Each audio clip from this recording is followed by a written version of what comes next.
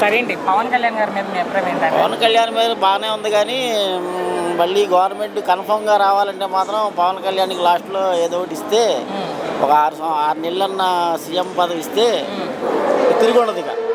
Last 6 నెలలు అయినా కానీ చూద్దాం ఏం చేస్తారు చంద్రబాబు నాయుడు గారు. ఇస్తే మాత్రం ఇక డోకా లేదు ఇక. సో ఇప్పుడు డిప్యూటీ సీఎంగా ఎలా ఉంది ఆయన పనితీరు? బాగానే చేస్తున్నాడు.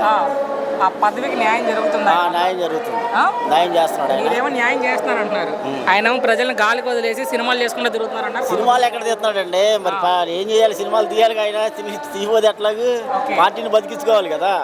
డబ్బులు ఎవరు పండు కూడా పెద్దగా తీసుకోడు ఏంటి. సో ఆయన డిప్యూటీ సీఎం అయ్యాక రాష్ట్రంలో వచ్చిన మార్పులు అంటే ఏం చెప్తారు?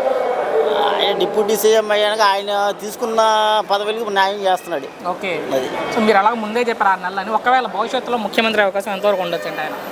అంటే మరి ఆయనకి లేదేమో కానీ జనాల్లో మాత్రం ఉంది ఆయన అవ్వాలని. ఆయనకి లేదేమో కానీ జనాల్లో మాత్రం అయితే బాగుంటుందని మీరు కోరుకుంటున్నారా?